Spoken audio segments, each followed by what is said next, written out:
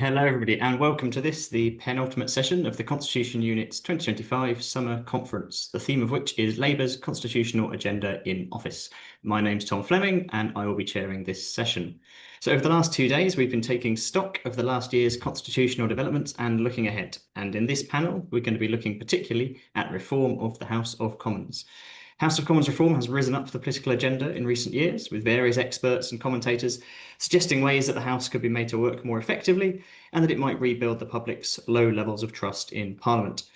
So since last year's general election, the Commons has set up a new Modernisation committee tasked with reforming standards, working practices and procedure, and the House's pre-existing procedure committee has also announced a large number of inquiries. So what are the priority areas for Commons reform?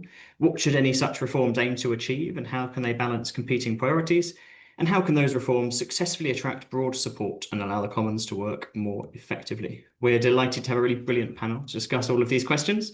Cat Smith is the Labour MP for Lancaster and Wyre, and after last year's general election, she was elected by her fellow MPs to chair the House of Commons Procedure Committee. Wendy Chamberlain is the Liberal Democrat MP for North East Fife. She's her party's chief whip, and she is a member of the House of Commons Modernisation Committee.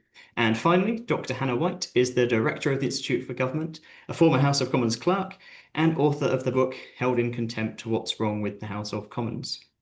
Each of our speakers are going to make opening remarks of about 5 minutes or so, after which we'll have some discussion amongst the panel, and then we will open the floor to all of your questions. Those questions are going to be gathered today by my colleague, Hannah Kelly, who you can see on your screens. So if you have a question that you'd like Hannah to put to the panel on your behalf, please write it in the Q&A function. Hannah will then select a broad range of questions and read them out in groups. If you'd like to ask your question anonymously, you can indicate that at the time that you submit it. So let me also just note in that context that the whole session, including the Q&A, is going to be recorded and it will be posted online on our website, YouTube channel and podcast after the event. But with that housekeeping out of the way, I will hand over to our first speaker, which is Kat. Thank you, Tom. So I'm chair of the House of Commons Procedure Committee, and I hope it's okay, Tom, if I start by kind of explaining how reform of the House of Commons generally works, and I'm drawing very heavily on your work and Hannah Kelly's report as well around delivering House of Commons reform that you obviously published last year. But I thought it was a really helpful report because you've identified the 4 different types of changes, or at least the 4 different impetuses for procedural change that we have in the Commons. The first of which would be government initiative.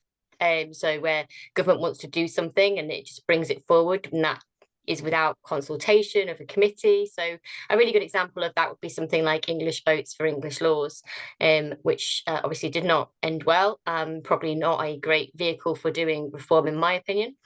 And the other second form, of course, is the one that I would probably I'm slightly biased towards favouring, which is the Permanent Backbench Select Committee. So that's referring, of course, to the Procedure Committee established under Standing Order number 147. That's a committee that can look at issues throughout the course of a parliament, and we make recommendations to the House.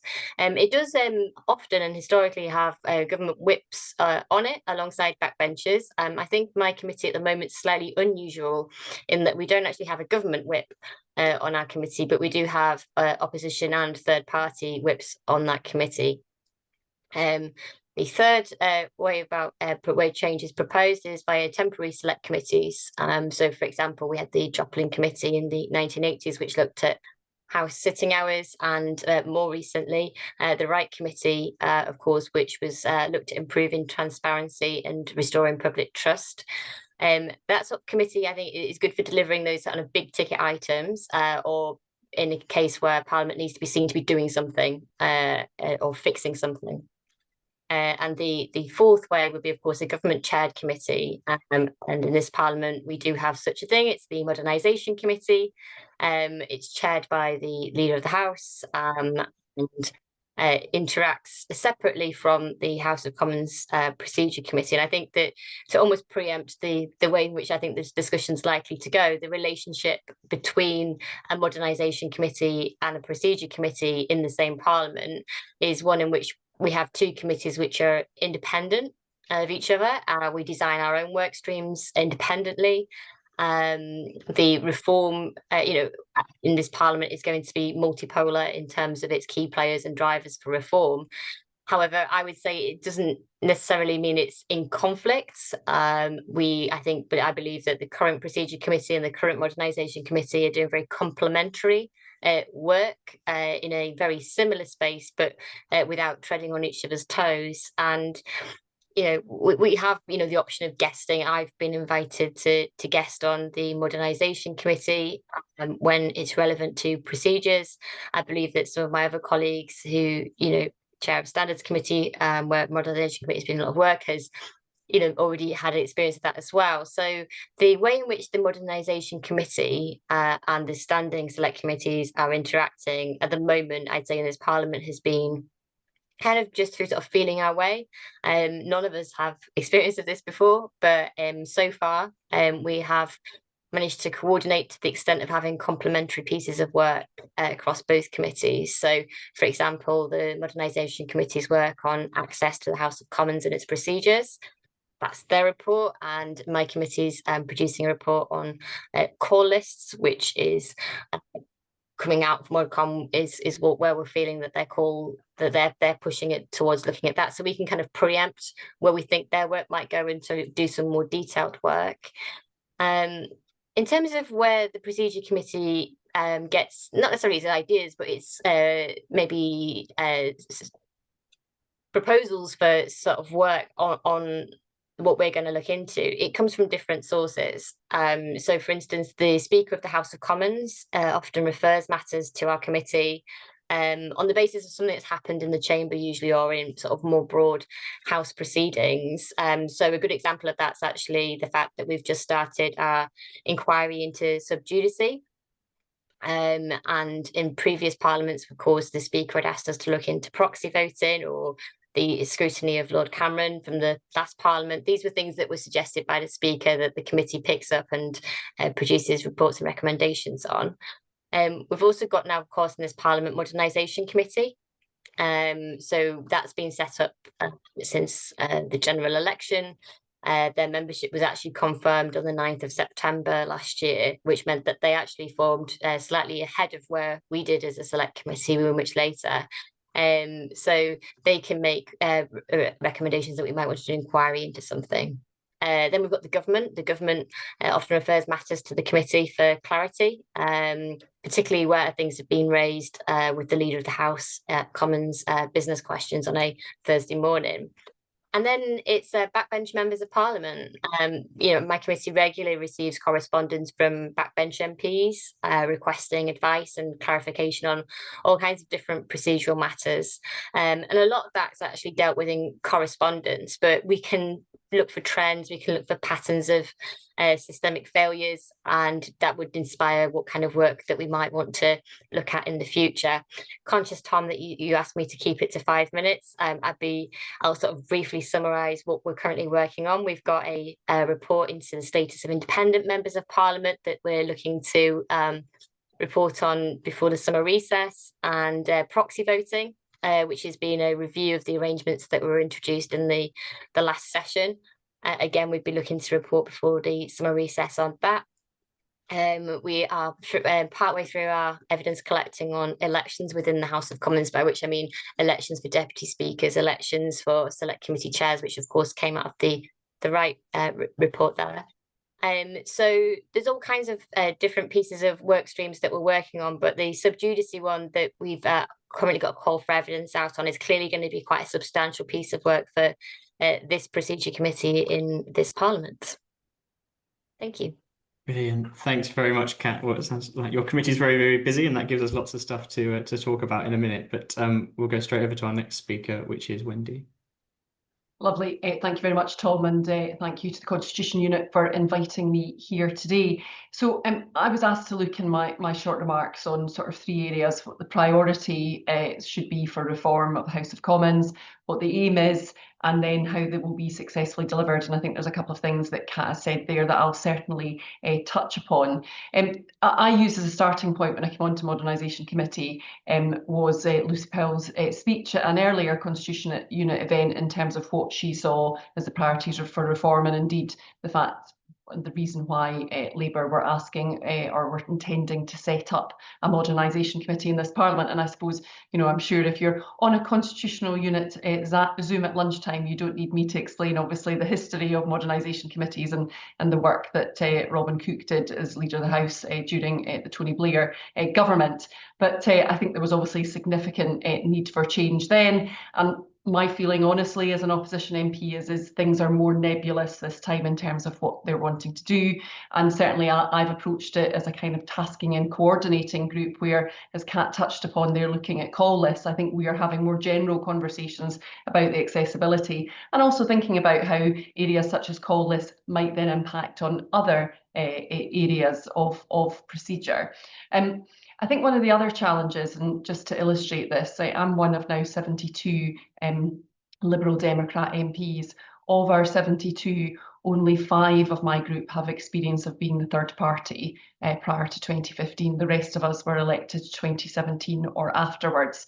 So I always say I feel a bit like Donald Rumsfeld as Chief Whip, in that I don't know what I don't know, but it's usually some committee in the Commons that I've never heard of that I'm required to provide a Lib Dem for. But the reason why I say that is because given that more than half the House are new MPs, it means that the majority of people on our select committees are also new MPs. And so when you're looking at the concept of modernisation, the challenge is if you don't have real concrete experience of what has come before, then it might be you might come with quite fixed opinions of what needs to change, but actually having experience of what currently happens is actually important for determining whether those things are right or not. And a good example of this is we had a public session in Modernisation Committee this week with 3 politics professors. They were excellent, talking about accessibility. And we were talking about the virtual nature of Parliament. And I was obviously talking about my experience in 2019, 2020 as we went into COVID. And that default position of everything being virtual, in many ways from an inclusive perspective, sounds really good. But on the other ways where you have people who could go virtual or could be in person, you end up still excluding in some respects those people who need to use one format exclusively. And so we need to be really careful of that, because there's absolutely no doubt that I certainly feel as a 2019 intake that one of the challenges I had was the fact that because we were in lockdown, we were all in our bubbles delivering our 3-minute speeches. 1, that's not debate, but 2, that's not how you build the cross-party relationships that, frankly, particularly as an opposition MP, you need to build to get things done. So I think one of the challenges Modernisation Committee has experienced is the fact that that call for evidence was really, really broad. So was that in keeping with what the government wanted to do? And I think as a result of that call for evidence being really broad, I think we are in a situation where are we going to meet expectations? And I think that is a question that I think is quite challenging to answer. In terms of aims, I'm not convinced, and this is probably back to that broad nature of the evidence as well as potentially the aims of the government. I'm not necessarily convinced that any of the aims of reform are to improve scrutiny, and I'm really sorry to disappoint the Constitution Unit on that. I think part of the challenge there is, and Kat touched on this, is we are living in a multi-party reality in a construct that is based around 2 parties. And voter volatility is part of that, and it means that we have a large Labour majority where a lot of the individual MPs have fragile and small majorities. And that does mean, and it pains me as a Liberal Democrat to say this, but it does mean that we have lots of local champions. But I think, understandably, there is much more of a constituency focus from the new intake of MPs, and that's across party. I think the other thing we just need to be very aware of is that a lot of the political arguments aren't necessarily taking place in Parliament, when the party that is leading the polls has a very small representation in Parliament, and dare I say it, those representatives don't necessarily prioritise being in Parliament at the times you might think as a parliamentarian was necessary. But I do think those number of factors means that we are in a position where the Lords is becoming the scrutinising chamber. and the Commons is not performing that function in the way that should be. And indeed, I noted Nick saying yesterday in the opening speech, Thomas Simmons, to this conference, he said that parliamentary scrutiny is important, but his focus was talking about ministerial statements and urgent questions, and not necessarily the scrutiny of legislation as you would expect it to be. And then my final point, because I'm conscious I'm out of time, is on success. And I think that is the challenge that Kat touched upon, in that if the Modernisation Committee has a very broad remit, if it then tasks and coordinates to select committees, but continues to do inquiries itself, if we come out with different outcomes, who takes precedence? Now, we obviously have the Leader of the House chairing the Modernisation Committee, but we also have, you know, the independence of the select committees of the House. And I think we've been fortunate to be complementary so far, but we need to be very cognizant of that. You know, if you look at second jobs, that's obviously gone to standards, the procedures work that Kat and her colleagues have picked up, and then a lot of the accessibility stuff we're talking about then falls into the scope of R&R. And finally, in terms of the success, it's about political appetite, isn't it? You know, this is the first term of what was, I'm assuming, intended to be, you know, a government that would look to political success going forward. And if that's not necessarily going to be the case, it feels to me that some of these really big ticket items, the reform that we need to see, and I say that as a Scottish MP for a UK party, that it's difficult to see how some of these big changes, there's really going to be the political appetite to deliver those. Thanks, Tom. Brilliant. Thanks, Wendy. So Hannah, over to you. Thanks very much, Tom. And I decided, because I knew Kat and Wendy would be talking about some of the detailed inquiries and so on that their committees are taking forward, to sort of try and take a step back and set this discussion in a sort of a bit of a wider context. When you ask, you know, what should be the priority areas for reform for Parliament, I want to argue that they should be the reforms which are addressing the reality and perceptions of the value of Parliament as a democratic institution, given the context in which we're all operating now in a world of growing polarisation, lack of respect for institutions. I think it's really important that we think about reforming Parliament not just through the lens of what people like us in a sort of in a bubble of Westminster who think a lot about Parliament, not just in the bubble of parliamentarians and those who work in and around Westminster, but in that wider context of the public and what the public want from Parliament. And I think Parliament needs to think really seriously about what it should be doing about this, and not just see low trust as a kind of inevitable context which it's operating within and can't do anything about. And I was particularly struck by this. We're having a conference at the same time at the Institute for Government today, focused all around the 30th anniversary of the Nolan Principles, and with the Committee on Standards in Public Life. And John Major was speaking this morning and reflecting on why he set up that committee and why we have the Nolan Principles. And I think the really interesting thing there is that those principles weren't set up from out of nowhere. What they were doing was really crystallizing what the public wants from the people who are in public life, and I think that's the thing that Parliament needs to try to keep sight of, is what is it that the public wants from Parliament. I think the Modernisation Committee is a great innovation in the sense that people again like me complained in previous parliaments about the lack of a mechanism by which good ideas about how to make the House of Commons work better could get in front of Parliament for decision, and having the Leader of the House on Modernisation Committee is a really important mechanism to allow that to happen. As Wendy says, you know, there's also a sense of, you know, what is the agenda here? What is that? Just the things that, you know, government wants to happen that will happen through modernisation? Is it going to be about improving scrutiny or not? But having that mechanism, I think, is a really positive thing. Having the procedure committee that can do that detailed scrutiny work and coming up with ideas and so on is really important. But as I say, I think Parliament needs to look at the bigger picture, because I think in recent years there's been a big focus on how Parliament communicates, and the outreach teams do brilliant work, lots of MPs do brilliant work explaining Parliament, but the hypothesis there is that if people are aware of Parliament, they understand Parliament, then they will begin to trust Parliament more.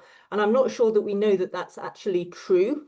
I'm not convinced that Parliament does enough to listen as an institution. I know that MPs spend a lot of their time listening to the public, but what do people actually want from Parliament, and how do they want to engage with Parliament? And I think, it's easy to assume that the people who we all speak to, MPs and others, about Parliament are typical. But actually, of course, the vast majority of people never think about Parliament and never engage with an MP.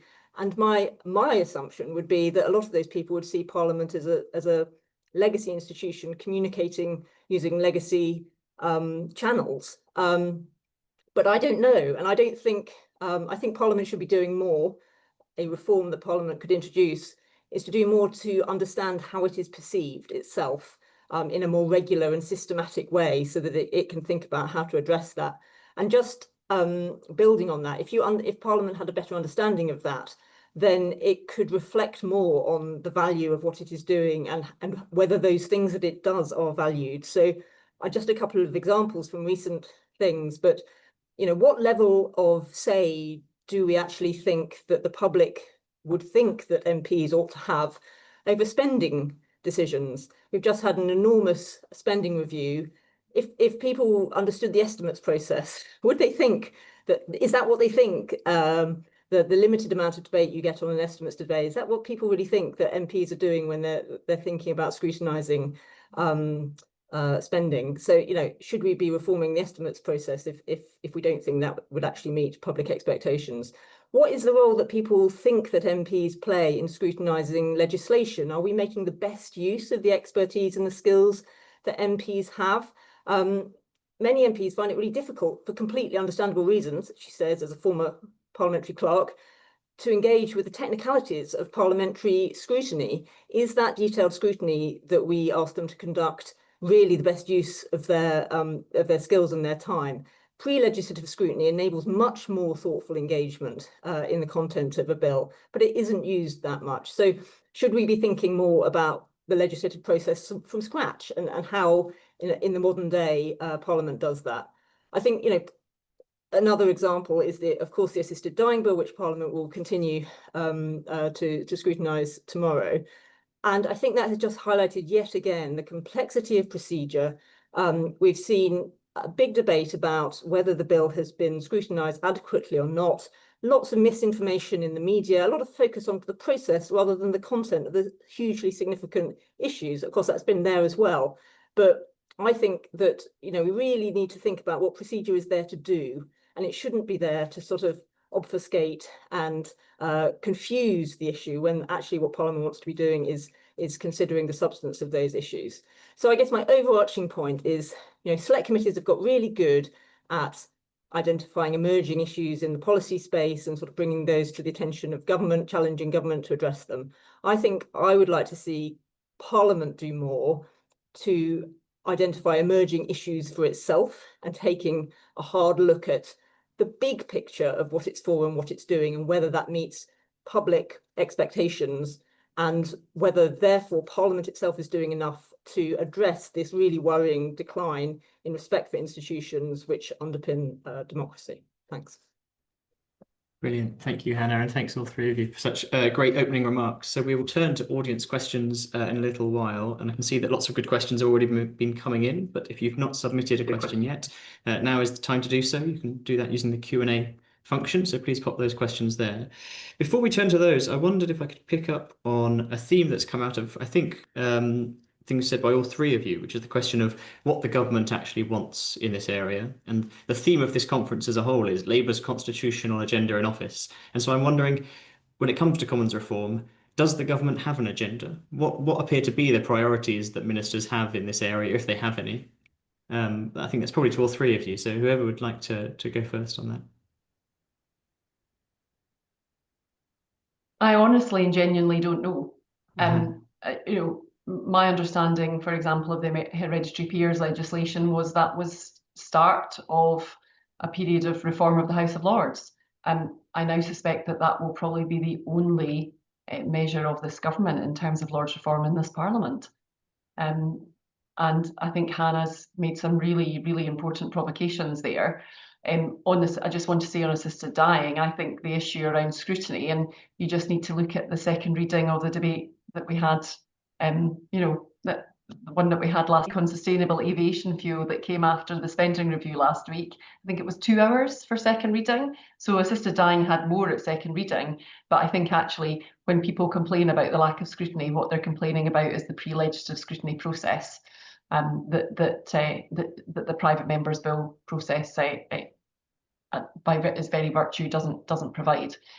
So I mean, it's maybe Kat can answer better as coming from the government party, but I look at Gordon Brown's blueprint in terms of Future the UK. I've got no idea where that has gone, and for me, as I say, as a Scottish MP, I think that's a really important consideration because Hannah talked about the different trust and engagement with institutions, etc. I do feel that our institutions here at this Parliament has not properly taken account of the devolved nature of administrations in Scotland, Wales and Northern Ireland, but also the changing landscape in England in relation to mayors, unitary authorities and what controls, etc. And the bit that's always stood out for me is Andy Burnham being told what level of COVID controls his area was coming into in the middle of a press conference. And that was the first time where I did think maybe this is the point where England starts to get that actually we need to take a much more systematic and holistic overview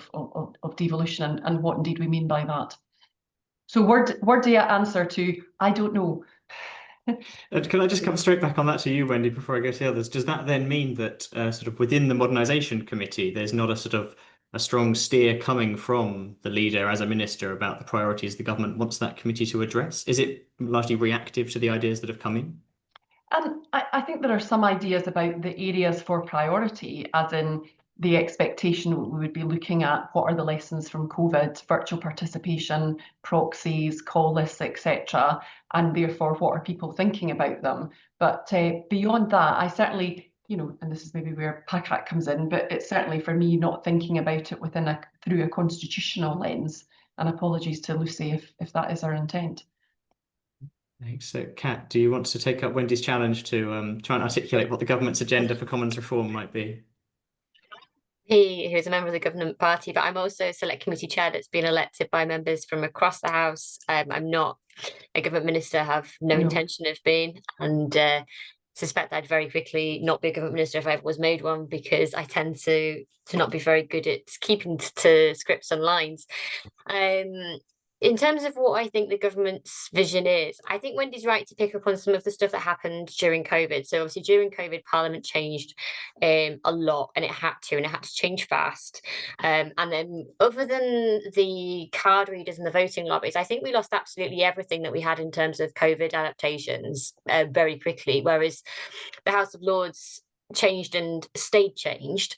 And I think that has, that was a decision by the last government to revert Parliament back to as close as possible as to where we were. And other than the fact that we don't have 3 clerks in each division lobby now, crossing our names off a piece of paper with a marker pen, that was the only change that we saw from that. So I think that the leader of the House's approach has been very much to go back to where we were in COVID, to look at what worked and did we need to throw it all out, or is there elements of this that we can keep? That seems to be the impression that I get. Do I think that the government could be more ambitious? I do. And this is why I won't be a government minister for very long, because I don't think I'm probably meant to say that. But the reality is that, Parliament, we could do things better. I think we could do scrutiny better. But when I say scrutiny, I think I also mean the pre-legislative scrutiny. I'm really glad that Hannah mentioned that in her opening remarks. And I think Wendy was absolutely right when she said about scrutiny of the assisted dying bill. We've spent more time debating that in Parliament than we have any comparable piece of legislation. And that's a good thing. But do the public perceive it as having had enough scrutiny? No, they don't, because you can see that from, I'm imagining Wendy's inbox isn't totally dissimilar to mine, is that we do receive emails from members of the public going, I don't feel like this has had enough scrutiny. But what they mean, I think, is what Wendy's right. It's like, I don't feel like I, as a member of the public, have had enough time to be able to think about this, to express my view. It feels like it's been sprung upon me. because it wasn't in any government manifesto. It was a private member's bill. It was picked up by the member who came up first in the ballot, as is her right. She's taken this as an issue, and as parliamentarians, we've obviously spent a lot of time thinking about it and reflecting on it and hearing from constituents with very many different varied views on the matter.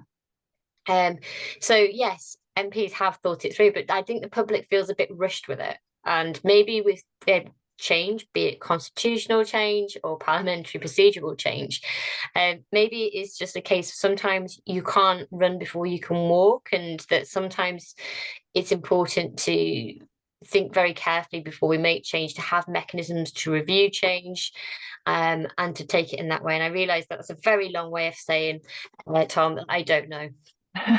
Can I just come in very quickly, Tom, on the point that Kat was making there in relation to things feeling sprung on? I mean, the reality is the government control the business in the Commons, and so for all that we have a King's Speech at the start of our legislative session, and we will be well over a year for this first session of Parliament, the government is perfectly entitled to bring in an additional legislation as and when it sees fit, and indeed not progress all the bills that it brings forward in the King's Speech. So for me, as a whip of the third party, you know, I'm getting sight of the business a couple of days before the Leader of the House stands up in the House. So in terms of that sprung upon, that is the political reality sometimes for some of the legislation that we are scrutinising before we even think about how we might acclimatise that with the public. Interesting. Hannah, did you have any other thoughts on this question of whether the government has an agenda, and if so, what it might be?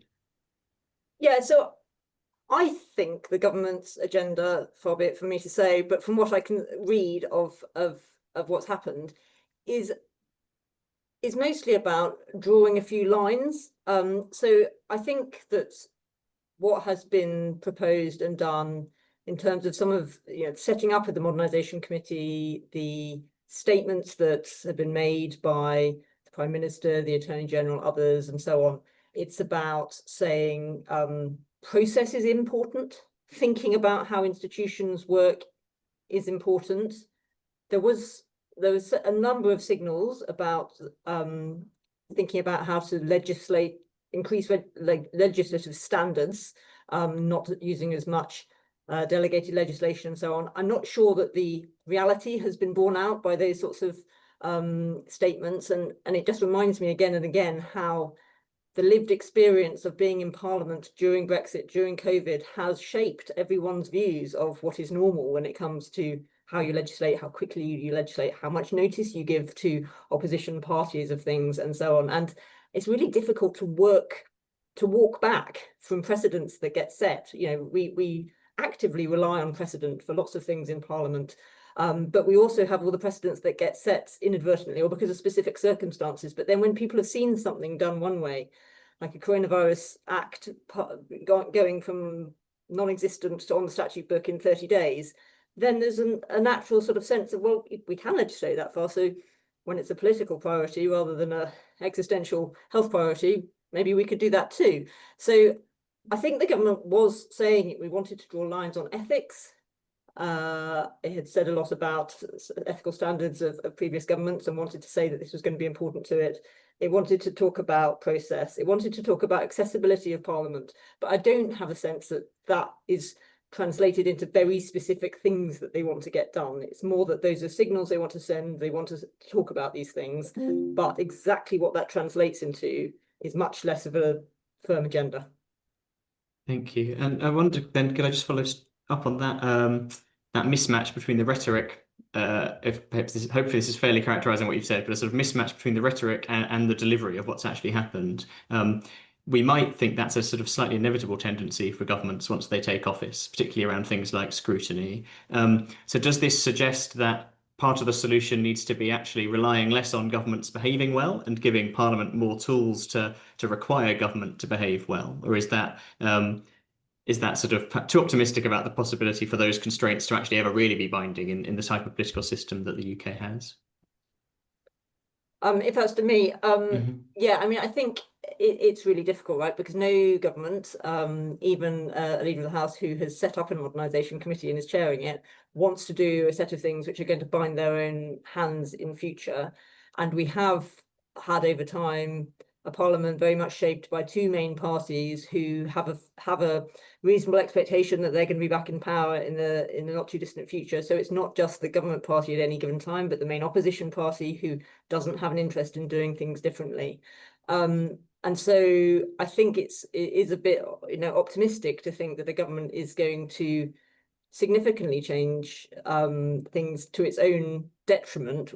It tends to only happen in Parliament when there's a big crisis. So the White Committee, which Kat was mentioning, followed on from the expenses scandal. We've radically improved the bullying and harassment systems in the House because there was a scandal around bullying. But I really, I look at all the fantastic people who are elected to Parliament, and I think surely we're capable of thinking of mechanisms to help the House look forward to the next crisis or the next challenge it's going to face, so that it doesn't come unprepared into that scenario. And I think, things like Wendy was talking about, the increasingly multi-party nature of our politics. I really think that it's serious consideration of how Parliament works when we have multiple opposition parties of different sizes. And it's not just at such a binary picture, which, by the way, I think when you look at an issue like assisted dying, these are very nuanced questions, and sometimes binary ways of looking at things just aren't up to scratch when it comes to working out what to do about that. And so the fact that we have such a polarized Parliament is something I think we should be actively reflecting on and thinking about whether that is actually fit for the future. But it's really hard to get people who are in the kind of existing structure and have vested interest in the existing structure to want to do that. Yeah. And if I can just come in there, Tom, this is where I make the plea of, for all that I'm the third party, obviously I had the experience of being the fourth and a small party in the last Parliament. But, examples just now is, the Liberal Democrats, we're 2/3 the size of the Conservatives in terms of number of MPs, but they are the official opposition, and the conventions of the House do kind of bias towards them. I have an ongoing, issue about ensuring that, my colleagues are being treated as that 2/3 size, and not just with the smaller parties, but even things like opposition days, where the convention is that the official opposition gets 17 of those days, the third party gets 3, and if any smaller parties want any, they're supposed to speak nicely to the third party. Understandably, I don't want to give up any of my 3 days, or even just the very basic, the set piece of our week, PMQs. It's a convention that the leader of the opposition gets 6 questions, and the leader of the third party gets 2, and then the smaller parties are on a rota, which is it goes through rotation. But the more smaller parties there are, the actual less opportunity those smaller parties have to get heard. Interesting. Could I just then? Sorry, Kat, please do. Sorry, just very quickly on that, because it's really something which my committee's been looking at, which is the status of independent MPs, as in MPs that were elected as independents rather than MPs that have necessarily lost the whip. And we'll have a report out very, very soon.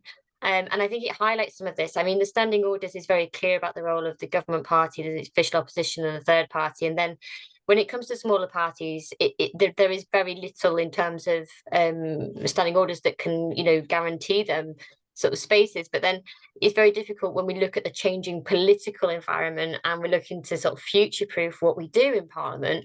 Well, what happens if the number of independents elected at the next general election it's more than we've had? And what happens if the number of independents elected at some point becomes larger than what the third party would be? And there are then, questions about implications. Yeah, there are huge implications to that, and I don't think that this Parliament has really given that very much thought. I think that 12 months ago we saw independents elected. We sort of had a few column inches on it for a few weeks, and then it's sort of been a little bit forgotten about. And I'm hoping that our select committee report that will be out hopefully next month will be food for thought for anyone who's interested in this.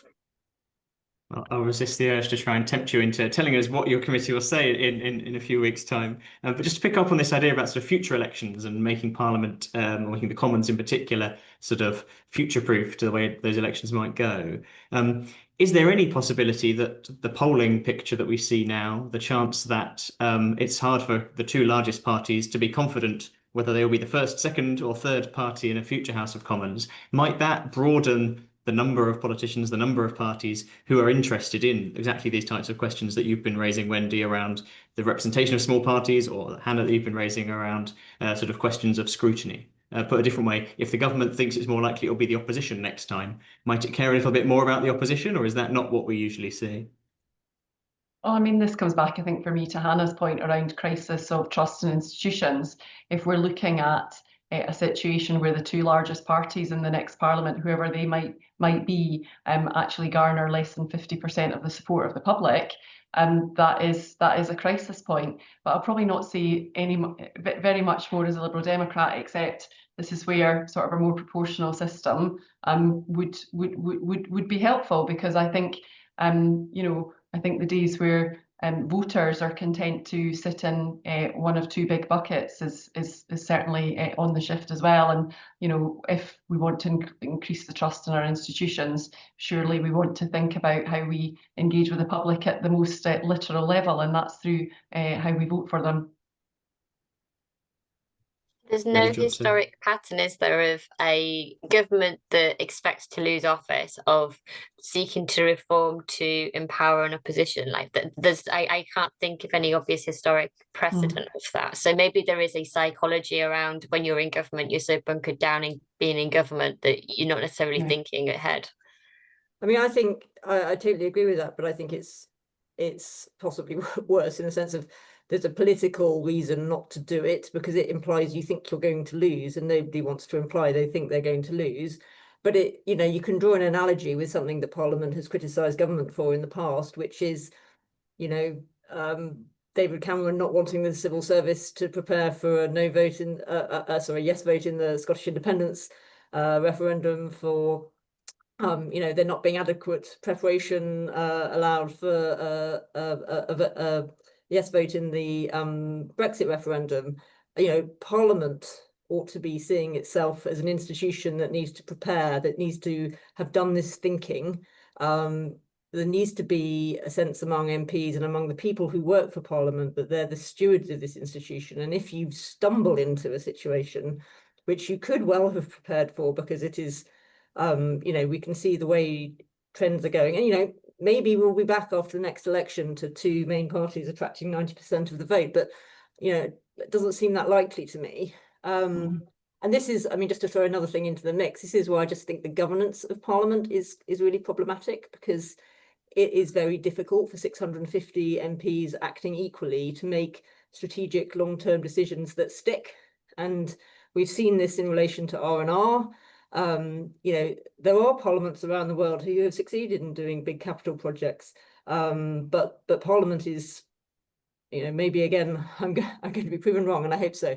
But our Parliament has found that very hard, and I think that the commissions of the two houses tend to end up acting in very sort of tactical, short-term ways, rather than really thinking in the long term about some of those issues which cut across parliaments and electoral cycles. Yeah.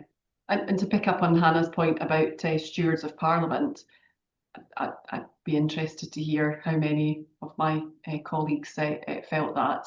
I do sometimes think we're sort of the classic Burkean question of delegates or representatives, and how people see themselves, and that constituency link and the power of that constituency link and representation, particularly when you're defending a small majority, does have much greater implications than it has done historically. And that brings us, I guess, back to the issue of new MPs and how they see their role and how they see the House of Commons. This is something you already touched on a bit, Wendy, when you suggested there's some challenges in how new MPs who are very fresh to the House feed into these reform debates. But I didn't know if either Kat or Hannah had other thoughts on the kind of the pros and cons of having, on the one hand, a group of sort of fresh ideas and fresh perspectives on the institution, but on the other hand, people who are coming to this institution and having to sort of learn how it works at the same time as thinking about how to change the way it works. I mean, I think it's really exciting. I think it's really, I totally accept what Wendy says about the fact that sometimes you really don't understand why Parliament does something a certain way until you've seen it sort of happen, and then you realise why, what the pros and cons are in more depth. But on the other hand,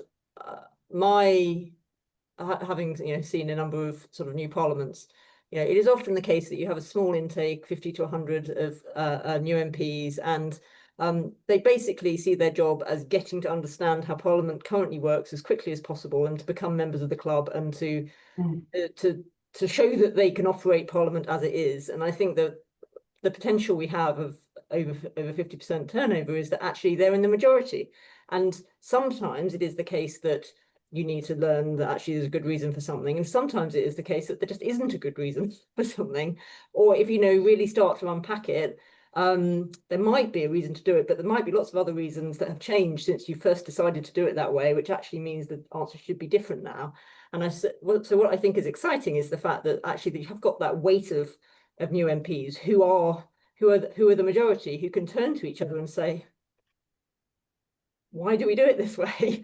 And have someone come back to them and say, yeah, no, I don't understand it either. That is a good question. And weight of numbers means that there's plenty of questions to the Modernisation Committee and the Procedure Committee to be asked. And yes, and the answer again might be, no, there's a really good reason not to do it. But I think it hopefully is meaning that there are more questions being asked, and therefore more interrogation of what's good and what's bad.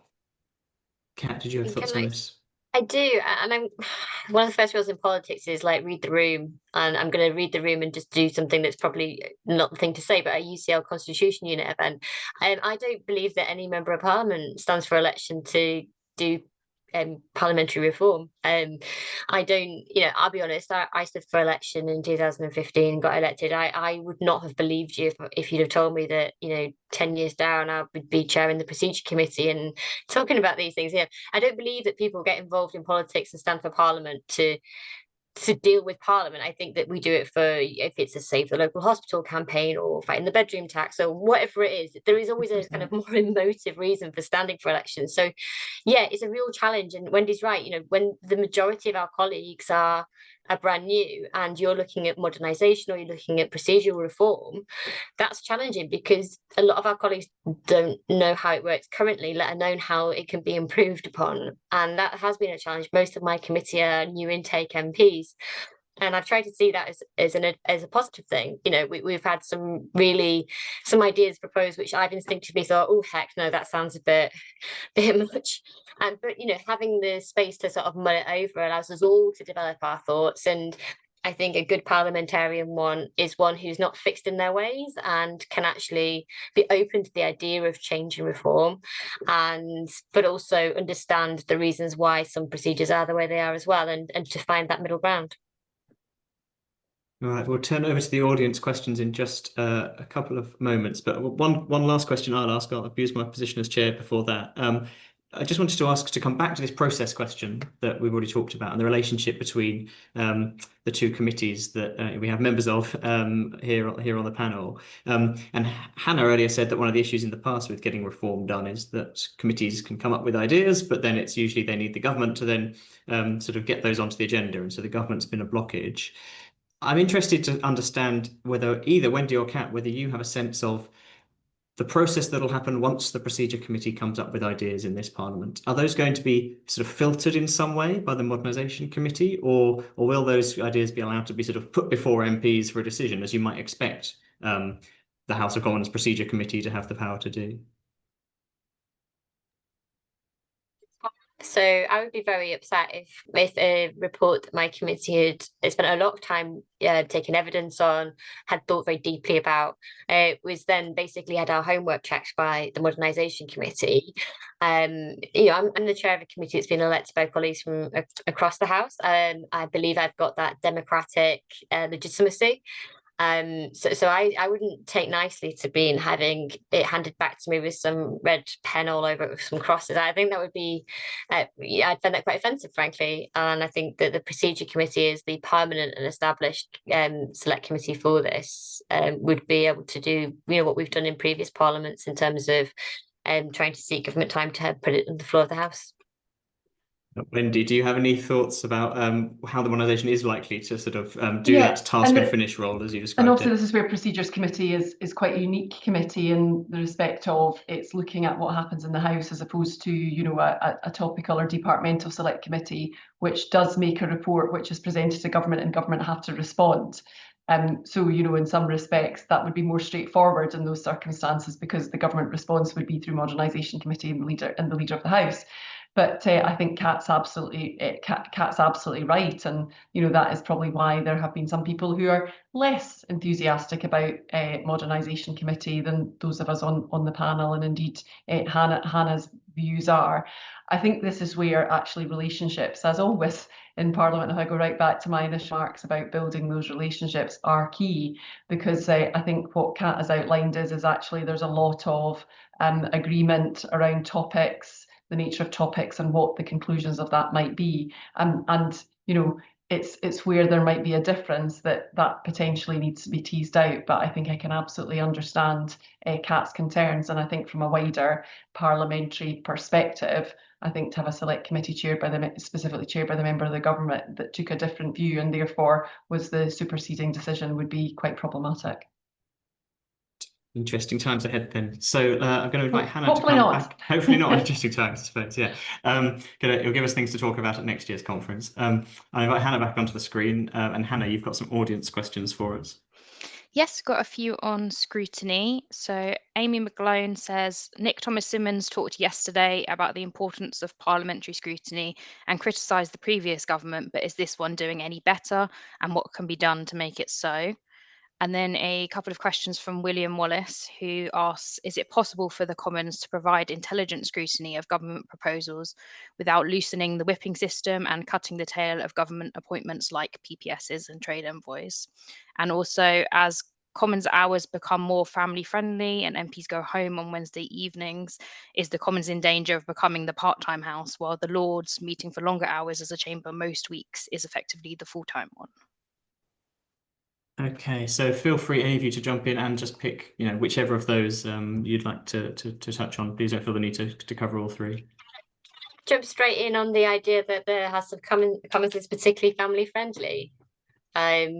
Just to sort of dispute that, I think it depends. I think your entire experience of being an MP depends on where you represent geographically and whether or not you base your family life out of London, which is a totally legitimate choice, or whether or not you keep your family life in the constituency you represent, and that again is a totally legitimate choice. But I think that it's not particularly family friendly. I'm very conscious that I've been speaking to colleagues this week who, because of the Friday sittings, the last couple of Fridays have spent 12 days in London consistently, and many of them have young families. So I just want to sort of say that I don't always feel like it's particularly family friendly as a non-London based MP.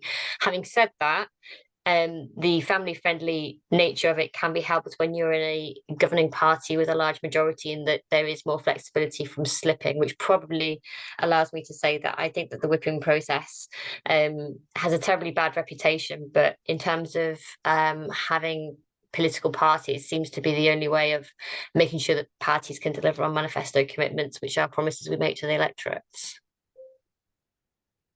Wendy or Hannah?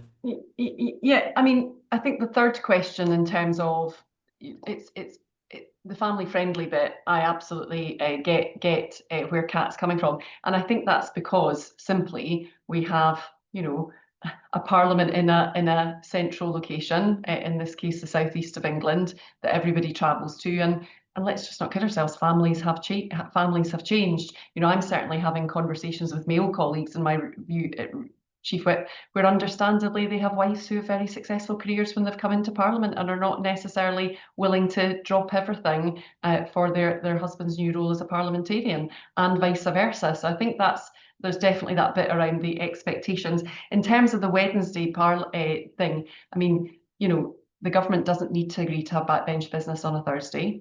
That was what happened in the first Parliament I served in, but it's not, and the new government have continued that.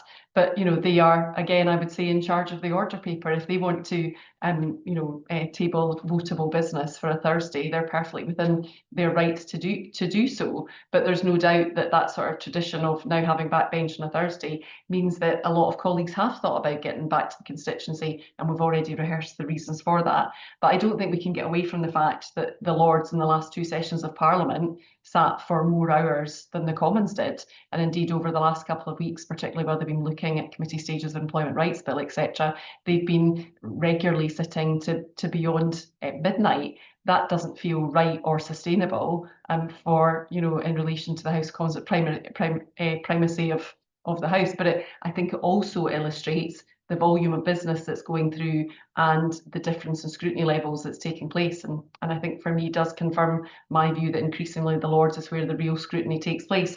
On whipping, yeah, I am the third party chief whip, but I think the question there was probably getting more at those people who are on the government payroll.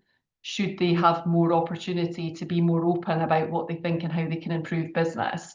And, you know, my view would be yes, but I've not been in government, so but I think that, you know, that's part of the challenge, because I suppose that means on the government side you will only have the backbench MPs from that party who are looking at the scrutiny of the legislation. The role of the others is to defend what's been drafted. And then in terms of scrutiny previous government, I'd love to get Lindsay Hoyle's view of how the new government is doing. You know, Lindsay appears to be, Mr. Speaker, appears to be just as cross with the new government in terms of media leaks, information coming out in advance, and indeed where we've had situations where we've had to pause the House until such time as the opposition parties have had the full opportunity to read statements and reports before they come to the House. You know, I'll go back to what Nick said yesterday morning. You know, I think parliamentary scrutiny if that's the view that it's coming via UQs and statements, that's worrying. Hannah. So a couple of things on sort of timing of the House and so on. I don't think we should make the mistake of saying when MPs aren't at Westminster they're not working. So just say that on behalf of the two MPs on the panel. And also I don't think we should confuse time spent with quality. You know, I would much rather a really high quality, you know, select committee session, focusing, you know, with the people in Parliament who are expert on something, looking at a piece of legislation, than a longer period of sort of generic high-level speeches about a piece of legislation. So I think, again, it comes back to what I was saying right at the start about what is the value Parliament adds and in what context and through what procedures, and really taking a hard look at that and not just assuming that more time spent is necessarily better, less time is necessarily worse, but it's about how it's done and what the value add is of Parliament engaging with whatever it is doing in terms of scrutiny. In terms of the payroll vote, yeah, I mean, I think when Parliament originally passed legislation to limit the number of people you could actually pay to be ministers, there was an intention to stop what has happened in multiple governments, which is to say we're going to have lots of other ministerial roles so that people will feel an obligation to support the government and to do all the complex things that need doing in government. If you look at other countries, many countries have far fewer ministers than we do in the way they split up responsibilities. And yes, we're a country of a certain size and complexity, but there's no kind of absolute number of ministers you must have. And I think when you get to sort of over 100 in terms of different roles, PPSs, trade envoys, chairs and deputy chairs of parties, all these sorts of things, it does start to look really like a strategy to keep a block of people who have to vote for what it is that you're doing in order to achieve preferment. So yes, I would be pro slimming down the payroll vote or in some way freeing up people to vote as they see fit without fear for their careers. Yeah. Fascinating. Thanks very much. So Hannah, if you've got another, Kat, did you want to come back in on that point? I realised that in my hurry, I didn't really say what I thought on that, and I'm broadly where Hannah and Wendy both are on that in terms of like these additional roles, which basically allow any government to be able to have like a larger payroll vote than is like the official rule of how many ministers you can have. I'm very much on the same page. All right, Hannah, do you have another couple of questions for us? Yes, I have a couple of anonymous questions. The first one: is it right for legislative proposals to decriminalise abortion to get around an hour's debate, while the House increasingly allocates 3-hour debates to discussing, for example, specific commemorative days or months like St George's Day or St Patrick's Day, where everyone agrees with another? Shouldn't debates be about resolving differences?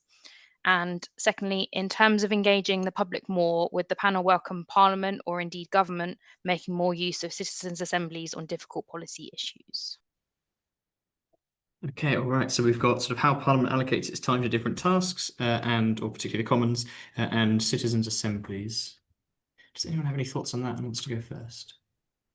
Hannah. I don't mind going first. So yeah, I mean, I think it's really tricky, and it comes back to procedure, doesn't it? So I can see why I saw some arguments on social media that an amendment to a government bill in order to address the abortion question that the House considered yesterday wasn't the right way to go about it. But then you have to realise that there are lots of things that MPs care about that the government is not going to introduce legislation on for good reasons, including the pressure of other things they want to legislate on, and other reasons that they don't want to open up an issue. And so it is a normal thing for members to find ways within the scope of other legislation to raise issues that they do want to talk about.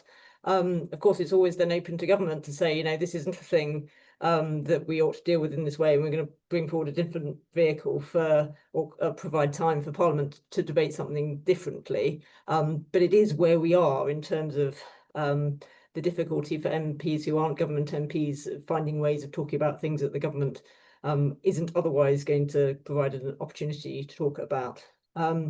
Citizens' assemblies, yes, I think this is a really good example of something which could really enhance representative democracy. I don't see citizens' assemblies as in any way replacing representative democracy, but I do think that local and devolved legislatures and indeed civil society are making much better use of these sorts of techniques than our national parliaments are. And it strikes me that if you look at something like the way in which select committees collect evidence, it's really very dated. Most of the evidence that committees solicit, they get either through written evidence submitted to the to Parliament or through oral evidence sessions. There are more innovative things that happen, but those aren't the sort of ways in which most people necessarily want to interact with Parliament. And I think sometimes when you have quite difficult, complex issues, using deliberative participative techniques to help understand where the public is on a topic, such as the way the Justice Committee did in the last Parliament to look at sentencing, really sort of nuanced questions. Those can feed into, say, the work of select committees and inform MPs and enable them to understand what the public thinks and how the public might trade off different issues against each other, which can then inform their scrutiny. So I think it's a really fantastic way to enhance what Parliament is able to do itself, not to replace it. But I think sometimes it gets, excuse me, sort of set aside as that's what this is what MPs are for. And actually, I think it's a slightly different thing that it brings to the process. Great, thank you. Wendy, do you have thoughts? So if I take the allocation of time, I think obviously what's been referenced to in the questions is the topics of backbench debates that take place in the chamber on a Thursday, and that's obviously within the purview of the Backbench Business Committee. But I know that they've had a lot of applications, and indeed if you want to be in the chamber, you're probably looking into next year. So there are clearly topics that MPs have come into Parliament to campaign, and they've gathered cross-party support and signatures to do that. But this does lead into the previous question in terms of if you've signed a backbench business debate, you should obviously be there to speak on it as well. And I think that is important. One of the things that Modernisation Committee we have been looking at is if this is the issues that the public care about, is the role of petitions and the Petitions Committee. So traditionally petitions committee debates where there's been over 100,000 signatures are debated on a Monday in Westminster Hall, but they are regularly the best attended by members of the public. and there's not a lot of room in Westminster Hall. And secondly, they are the most viewed in terms of Hansard and Parliament TV Live, etc. I think there's a lot more that we could be doing with Petitions Committee in relation to, not Petitions Committee, but in relation to petitions in terms of that creative way, because those are often started generically by a member of the public as opposed to an MP and gather and gain that support.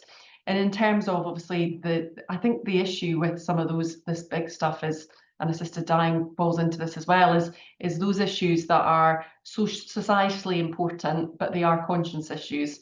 So would I love for the government to have any government to fundamentally review the 1967 Abortion Act as a separate entity and ensure we get everything right?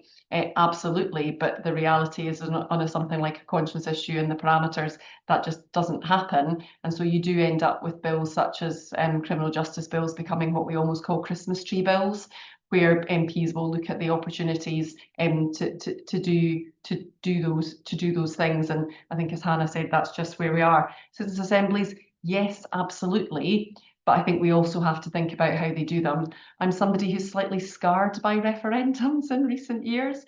And I think one of the challenges with the referendums that we've experienced in the last decade and a half is the fact that that was a very different kind of democracy butting up against parliamentary democracy. And I don't think it was properly thought through in terms of how those two would exist together. And back to that delegate representative mechanism, whether so that for me would be I'm very supportive of citizens' assemblies, but we need to think very carefully about how they would do them and what the outcomes would mean in terms of how Parliament took them forward.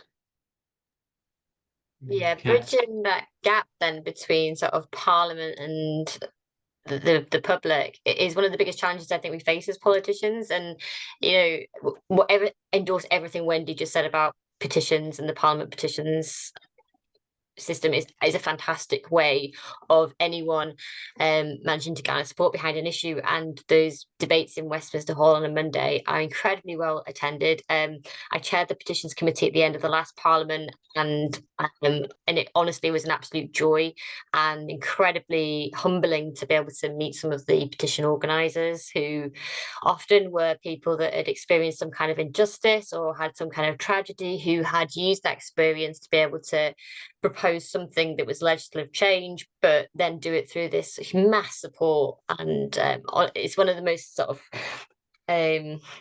humbling experiences I've had as a parliamentarian. I'm a big fan of that. So you might not be surprised that, again, sort of any kind of citizens' assemblies is something I'm incredibly favourable to. Like Wendy, also very scarred by referendums, though. And I think that there's probably a generation of politicians who will err away from that as an option in the future.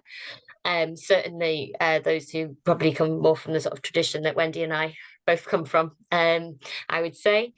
Then in terms of allocations of time, I think it's incredibly frustrating, because I can see how, from a member of the public point of view, when you see a backbench business debate on something that you might not deem to be important, that is important to a lot of people. The reason why the Backbench Business Committee has managed to grant that time is because there has been a group of MPs, backbench MPs, who have come forward, often from opposition parties, who don't have the luxury of having government able to timetable debates on certain issues for them.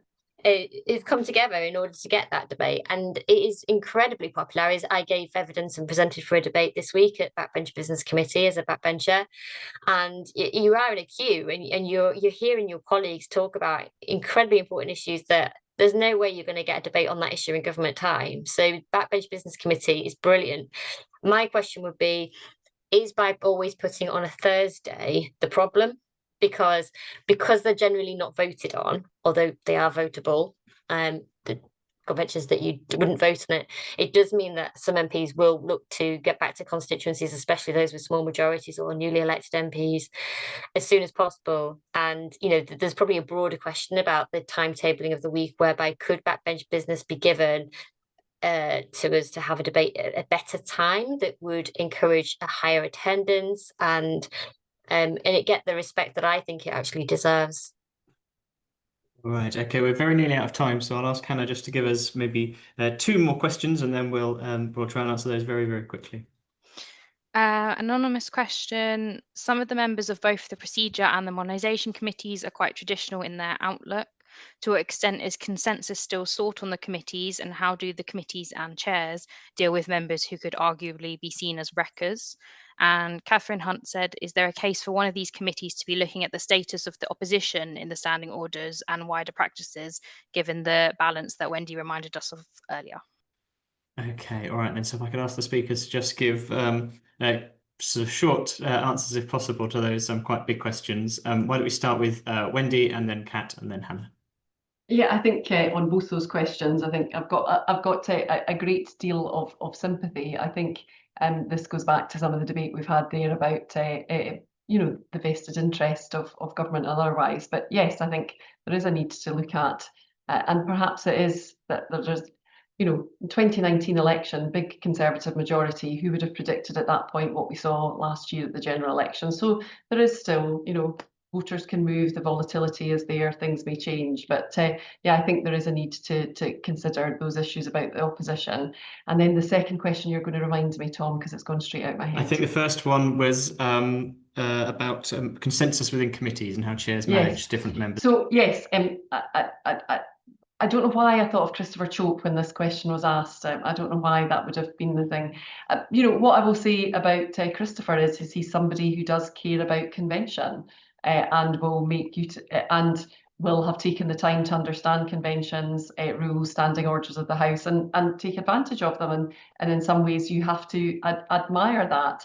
I think that is where the role of chair, and Kat will be a much better place to speak about this than me, is critical about building those relationships, finding the areas of consensus and finding the areas of priority, and an effective chair can do that. And I'll point to my colleague Alistair Carmichael, who's chair of the EFRA committee, who recently published a report on the inheritance tax for farmers, which was a unanimous report criticising the government policy. That committee is made up of 7 Labour MPs, 2 Conservatives, 2 Lib Dems. It shows what an effective chair and a very important and well-researched inquiry can do. Brilliant. Kat, maybe you could pick sort of whichever of those questions you feel most strongly about, given time. As the committee chair on the panel, I should probably pick that one, really, shouldn't I? Finding consensus amongst the committee. If you're a good chair, you will build those relationships with every member of your committee. And I've got to be honest, when I first saw my membership of my committee, I did wonder how on earth I was going to cudgel this very broad-ranging views of the committee, but we haven't had so far, touch wood, any kind of we've never had to push anything to a vote. We have managed to get through almost the first year without any kind of we've managed to find that consensus. And in that time, it's important to build relationships and understand where people come from, to respect where people come from, and find the middle ground and the way forward. And that's not to say you can't be ambitious, you absolutely can, but to understand that and I'll say Christopher Chope is a good example of this, because he's on both the Modernisation Committee and the Procedure Committee, and I think would probably count himself as being someone who is something of a traditionalist to a certain extent, but he's a free thinker. He is not tied down by his, he won't be told what to do by his party whips. I suspect being his whip's probably an absolute nightmare. And individuals like that can make Parliament better and stronger. And once you understand that, I think that even if you're more of a reformer than Sir Christopher naturally would be, you can begin to find that common ground. So a good chair will always find a common ground. Great. And then a brief last word to you, Hannah. Yes, only to say I think, yes, it would be desirable to review the role of the opposition in standing orders. Do I think it's going to happen? Or at least if it happened, because the committee decided it was a good thing to do, would much happen about it? I'm not as convinced, but I think just doing the thinking would be really useful. Okay, wonderful. Thank you. That was admirably brief. So before I ask everyone to join me in thanking the speakers for such a great discussion we've had today, I should just note that the final session of our conference will kick off at 3 p.m. this afternoon. We'll be reflecting on Labour's overall constitutional agenda and possible alternative priorities. So to join us discussing that, we have the Conservative Shadow Chancellor of the Duchy of Lancaster, Alex Burkhardt, the Lib Dem Cabinet Office spokesperson, Sarah Olney, and the Labour peer, Baroness Diane Hayter. You'll be able to join that session using the same link that you used to log on to this panel. But with that, let me thank you all for attending, and on your behalf, of course, I'd like to thank our excellent speakers who've given us such a great discussion this afternoon, Kat Smith, Wendy Chamberlain and Hannah White, as well as thanking Hannah Kelly for fielding all of your questions, and to Ed and Rowan for keeping things running smoothly behind the scenes this afternoon. But otherwise, goodbye for now, and we look forward to seeing you again shortly.